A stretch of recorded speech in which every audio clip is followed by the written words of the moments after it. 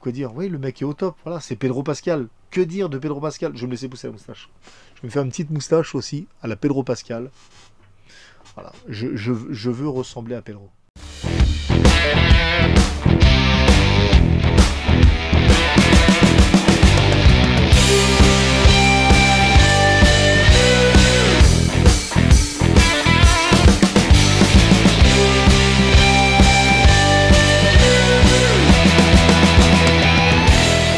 Bonjour à toutes et à tous, c'est le Serial Vlogger, j'espère que vous allez bien, c'est un plaisir de vous retrouver aujourd'hui pour une toute nouvelle vidéo consacrée aujourd'hui à The Last of Us. The Last of Us, donc la nouvelle série HBO qui est diffusée chez nous sur Prime Video. Avant de vous dire ce que j'ai pensé globalement de la série, ou plutôt de cet épisode, puisque on va avoir les épisodes qui vont être diffusés juste après les États-Unis. Donc, avant de vous dire ce que j'ai pensé de cet épisode, je dois vous dire que je suis totalement vierge de toute information quant à cette licence. Je n'ai jamais joué à The Last of Us, soit le 1 ou le 2. J'en ai évidemment beaucoup entendu parler. J'ai suivi quelques gameplays, j'ai suivi notamment Valo Artworks, voilà, qui jouait en live, et donc j'ai suivi pour le 2. Mais je ne sais absolument pas de quoi il en retourne, de quoi ça parle, qu'est-ce que c'est. Je sais qu'il y a une histoire avec un petit peu des sortes de zombies, un peu en mode je suis une légende, voilà, ou ce genre de film. Mais je suis totalement vierge de tout ce qui peut toucher à ce film-là, hormis que je connaissais le nom des personnages donc de Joël et de Ellie. C'est à peu près tout ce que je connaissais de l'univers. Donc, je ne savais pas, avant de commencer la série, à quoi m'attendre. Je ne sais pas de quoi ça va parler. J'ai vu beaucoup de petites images ces derniers jours passés en disant là je vais pleurer, là je vais pleurer, préparez-vous à pleurer. Résultat des courses, oui, je suis d'accord, ça y est, je suis emballé. Après un seul épisode, j'ai envie de jouer au jeu. Voilà. Après un seul épisode. Alors je vais attendre un petit peu, je vais terminer la série complète. Et je pense que quand cette série ou la saison sera terminée, je pense que je vais jouer au jeu. Le pitch de départ, tout le monde le connaît, parce que je dois être à peu près le seul crétin qui n'ait jamais joué à The Last of Us. Donc le pitch de départ, tout le monde le connaît. Après une pandémie mondiale, voilà, survenue en 2003, cause principalement du réchauffement climatique, et c'est très très très bien expliqué. La petite scène du départ, on nous explique que voilà, il y a des organismes, un peu de sorte de champignons, qui pourraient venir et puis modifier un petit peu le comportement humain. Voilà, ces espèces de champignons prendraient un peu le contrôle de l'hôte qui l'affecterait. Et il dit que bah oui, mais c'est pas possible parce que les champignons ne peuvent pas survivre si la température corporelle de l'hôte dépasse les 35 degrés. Mais il dit que voilà, si la température extérieure viendrait à monter un petit peu, le champignon lui s'adapterait. Et donc s'il s'adapte pour vivre à l'extérieur des températures plus hautes, il pourrait aussi s'adapter à des températures plus hautes pour le corps humain. Donc il pourrait vivre dans un corps humain qui vivrait à plus de 35 degrés. J'espère avoir été clair, mais c'est comme ça que je l'ai compris. Donc on comprend que derrière, il y a un sous-texte un petit peu comme ça qui nous parle des dangers du réchauffement climatique et qu'il faut se préparer à des changements et à des bouleversements. Et à des pandémies. Bon, ça, pandémie, ça va, on connaît. On sait ce que ça donne. Bref. Donc le film démarre comme ça, avec en 2003, la pandémie qui commence et les voitures de police qui partent dans tous les sens. C'est un truc, scène assez effrayante, je dois dire. Je dois dire que ça fait bien flipper quand même. Enfin, ça fait bien flipper. Si, ça fait flipper quand même. Je vais pas faire le bonhomme, oui, ça met tout de suite un petit peu les bases. Quand la petite là, elle rentre dans la maison du voisin pour leur amener le chien et qu'on découvre la grand-mère qui était totalement qui était en espèce de, comme ça, en état complet de catharsis. Elle bougeait pas, elle parlait pas, elle faisait rien, elle était obligée de la faire manger. Et puis là, d'un seul coup, elle a quatre pattes en train de manger sa belle-fille ou sa fille, je sais pas. Bref, c'était glaçant. Je dois dire que c'est glaçant. J'ai oublié de dire que cette vidéo serait bien évidemment totalement spoiler, puisque je vais donner mon avis sur un épisode, et on va revenir sur quelques détails. D'ailleurs, pour revenir sur les détails intelligents, pour nous faire comprendre tout en douceur avant l'épisode, comme ça, où on voit les voitures de police, où on voit que les gens sont infectés. Avant ça, il y a des petits trucs un petit peu subtils pour nous faire comprendre d'où va venir le danger et comment ça va venir. Déjà, on voit pas mal de ventilateurs. Voilà. On voit pas mal de fois, on a des petits plans qui s'attardent un peu sur les ventilateurs pour nous faire comprendre ce qu'on a vu dans la scène précédente. Voilà, que la température a augmenté et que il faut chercher des moyens de se rafraîchir. Alors, vous allez me dire, oui, mais des ventilateurs, on en a nous de nos jours. Oui, sauf que ça, c'est des techniques de mise en scène pour nous faire comprendre un petit peu que voilà. Ah, tiens, il fait chaud. Et puis, pareil, à un moment, quand elle est en classe, donc la fille de Joël, j'ai totalement oublié son prénom. Bon, on dira la fille de Joël pour cet épisode-là. Bon, je sais pas si on la reverra sous forme de flashback, si on en entendra parler ou quoi, mais parce qu'elle a quand même une importance pour la psychologie du personnel donc, de Joël Miller. Quand elle est en classe, et on entend à un moment, il n'y a plus beaucoup de bruit, le seul son qu'on entend, je crois que c'est le professeur qu'on entend tousser. Et donc voilà, et ça ce sont des détails qu'on a entendus dans la scène de départ, hein, hausse de chaleur, transmission par aérosol, c'est-à-dire par la toux, par les éternuements. Donc des petits détails comme ça là, qui ont été mis, il nous faut comprendre que ça va mal tourner.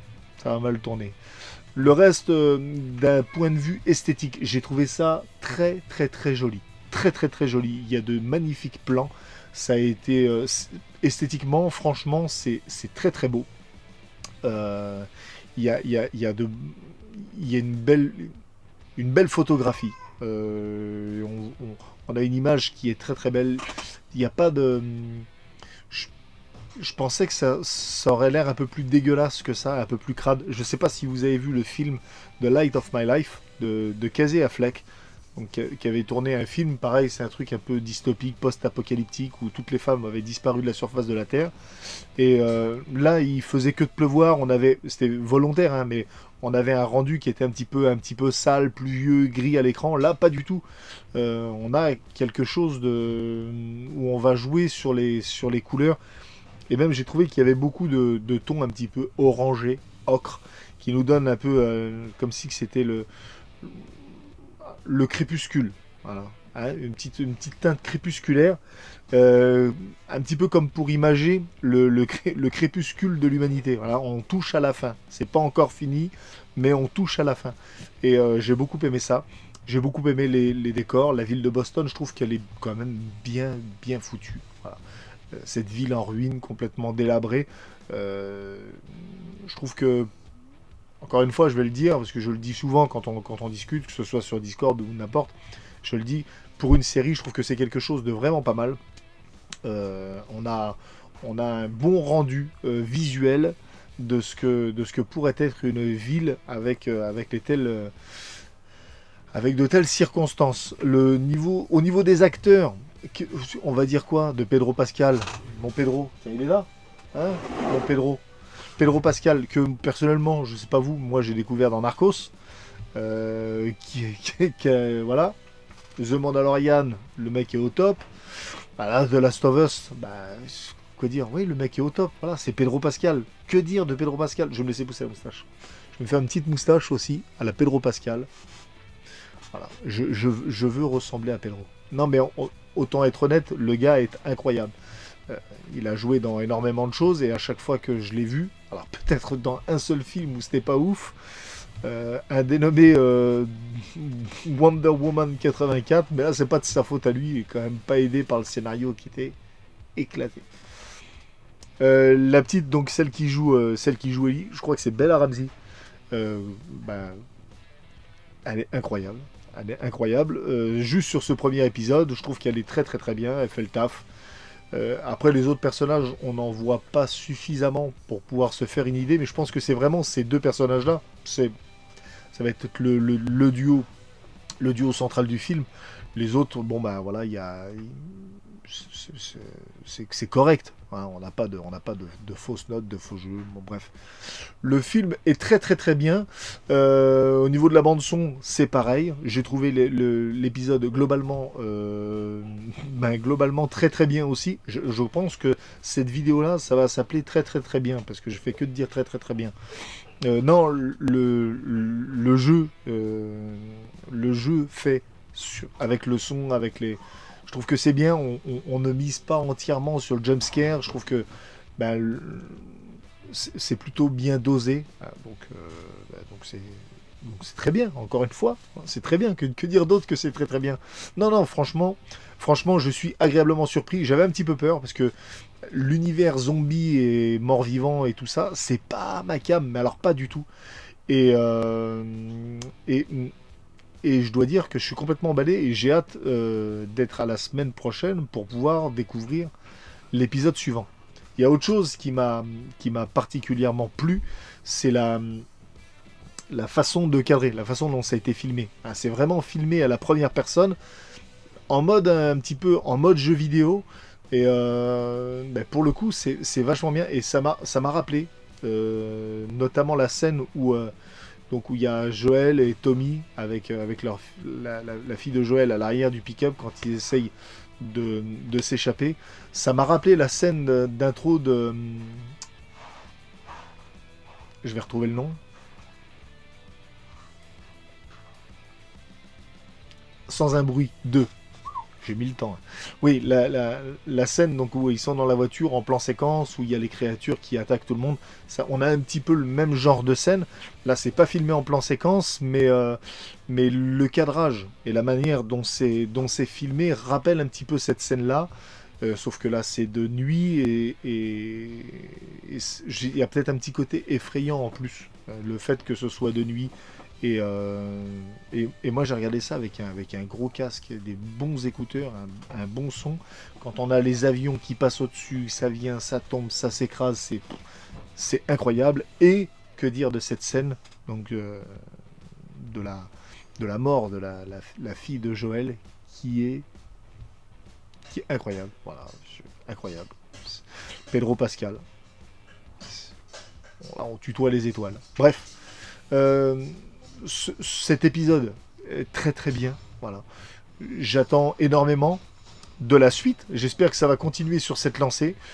Comme je vous ai dit en début de vidéo, j'ai pas les infos concernant le jeu, donc je sais pas ce qui va se passer.